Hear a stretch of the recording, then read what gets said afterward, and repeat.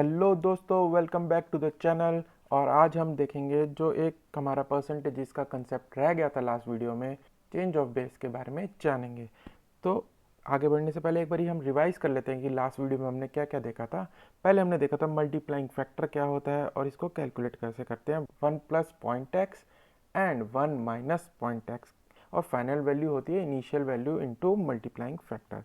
इसके बारे में हमने एक एग्जाम्पल भी देखा था और एक क्वेश्चन भी सॉल्व करा था जो कि एग्जाम में आया हुआ है। फिर हमने देखा था सक्सेसिव परसेंटेजेस के बारे में कि सक्सेसिव परसेंटेजेस होती क्या हैं और ये किन किन केसेस में अप्लाई होती हैं। इसका फॉर्मूला जाना था हमने कि फॉर्मूला क्या होता है नेट मल्टीप्लाइंग फैक्टर का, और नेट इफेक्टिव इंक्रीज और डिक्रीज का फॉर्मूला परसेंटेज के टर्म्स में क्या होता है। तो ये बेसिकली इसके ऊपर भी हमने एक क्वेश्चन देखा था आखिरी में जाते जाते, और इसके बेसिस पे हमने निकाला था कि जो सक्सेसिव परसेंटेजेस हैं वो एरिया में भी यूज़ कर सकते हैं, हम सेल्स की वाले में भी यूज़ कर सकते हैं, और टाइम स्पीड डिस्टेंस का क्वेश्चन है उसमें भी यूज़ कर सकते हैं। ये सब देख तो दोस्तों आज हम जानेंगे चेंज ऑफ बेस के कंसेप्ट के बारे में कि चेंज ऑफ बेस होता क्या है, और इसके बेसिस पे कुछ न्यूमेरिकल करेंगे। तो बेसिकली चेंज ऑफ बेस को मैं इस एग्जांपल से समझने की कोशिश करते हैं।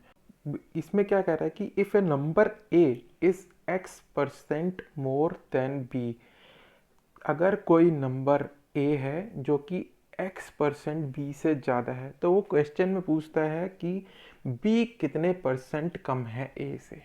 अब ए और बी में से एक बड़ा है एक छोटा है। अगर ए बड़ा है तो वो देगा कि A is greater than B by this percent, तो मेरे को निकालना है बी कितना परसेंट लेस है, एंड वाइस वर्सा। तो इसका एक डेरिवेशन भी होती है, उसको समझना इतना इंपॉर्टेंट नहीं है। बेसिकली आप सीधा फॉर्मूला भी याद कर सकते हैं, और एक फ्रैक्शन का मेथड होता है, वो भी मैं आपको एग्जाम्पल के साथ समझाऊंगा अगली स्लाइड में। तो बेसिकली ये फॉर्मूला है 100 times x upon 100 plus minus x percent. तो बेसिकली इसमें याद करने वाली चीज़ क्या है, दो चीज़ें हैं। एक तो 100 के साथ जो प्लस और माइनस का साइन है, अगर तो क्वेश्चन में मोर दिया हुआ है तो ये x के साथ 100 के साथ प्लस का साइन आएगा, और अगर क्वेश्चन में दिया हुआ है कि if a is x% less than b, तो ये 100 के साथ माइनस साइन आएगा, 100 माइनस एक्स हो जाए। इसको एक एग्जांपल के साथ समझते हैं।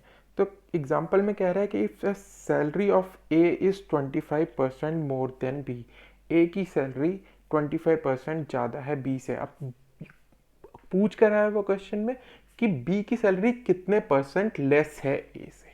ठीक है, क्योंकि बी की लेस है तो कितने परसेंट लेस है, इसको बस उल्टा पूछ रहा है वो क्वेश्चन में। तो सीधा फॉर्मूले में एक्स की वैल्यू 25 डाल देंगे, तो यानी कि आंसर क्या होगा मेरा 100 इंटू 25 डिवाइडेड बाय 100 प्लस 25।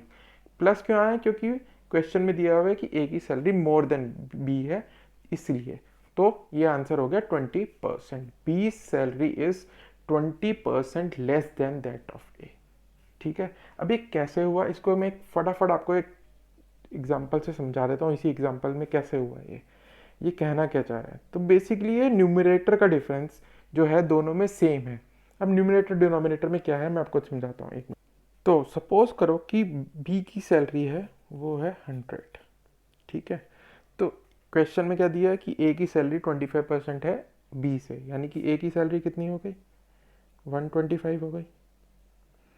ठीक है, ये क्लियर है।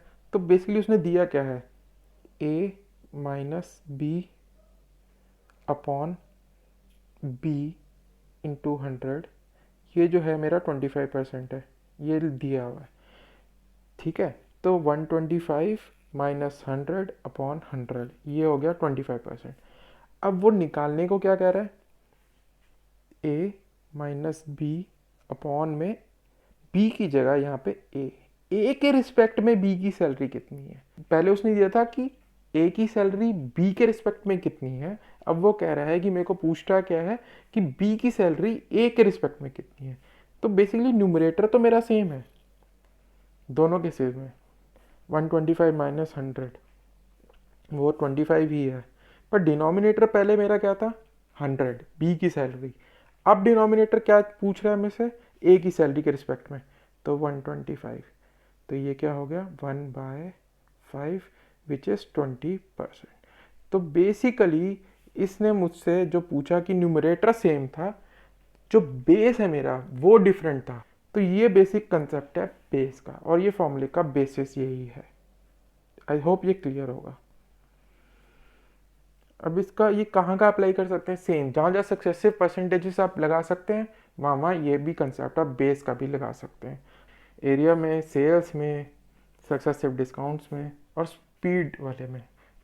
ये मैं आपको स्पीड और डिस्टेंस में कैसे हेल्पफुल है ये वहाँ पे कंसेप्ट अप्लाई करेंगे हम, उसकी वीडियो में आप देखेंगे कैसे होता है हेल्पफुल। तो एक और एग्जांपल ले लेते हैं। If A's height is 10% more than b। अब a की हाइट 10% ज़्यादा है b से, तो b की हाइट कितने परसेंट लेस है a की टर्म्स में। सिंपली बेस चेंज, सो सीधा formula 100x upon 100 plus x। तो x क्या है 10, फॉर्मूले में डाला तो आ गया 100 अपॉन 11, यानी 9 1/11% लेस है b की हाइट a से। अब इसको दूसरे तरीके से कैसे करेंगे, जो फ्रैक्शन वाला मेथड मैंने आपको बताया था कि फ्रैक्शन वाला मेथड बताऊंगा, ये देख लीजिए। ये इस फॉर्मूले को याद करने से भी आसान है। अगर आप फॉर्मूला भूल गए कल को, तो एग्जाम में आप ये लॉजिक लगाएंगे तो क्लियर हो जाएगा आपको। तो बेसिकली कैसे 10% मीन्स 1 प्लस 1/10, यानी 11/10 टाइम्स है मेरी हाइट ए की बी के, यानी A height equal to 11/10 times B. तो ये बेसिकली क्या कर रहा है, A height is equal to 11/10 of B. ठीक है। अब ये ए की हाइट बी की टर्म्स में, अब बी की हाइट ए की टर्म्स में क्या हो जाएगी 10/11 ऑफ ए। ये इधर आ गए दूसरी तरफ। ठीक है, ये तो सिंपल मैथ्स है।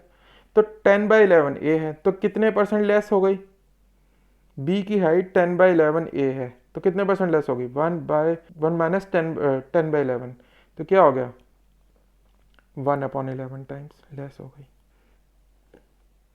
सो ये 1/11 लेस हो गई बी की हाइट ए से, तो ये क्या हो गया which is equal to 100/11%। Percentage form में ऐसे लिख देंगे ना, 100 से डिवाइड कर देंगे, तो बेसिकली क्या होगी 9 1/11। तो ये फ्रैक्शन में बस बेसिकली इक्वेशन को पलट दिया। अब फॉर्मूला याद करने से ये ज़्यादा आसान है लॉजिक को समझना। तो दोस्तों अगर आपको हमारा ये वीडियो पसंद आया हो तो प्लीज़ लाइक कीजिए एंड शेयर कीजिए अपने दोस्तों के साथ, and don't forget to subscribe to our channel and hit the bell icon, जिससे कि आने वाले वीडियोस की नोटिफिकेशन आपको मिल सकें।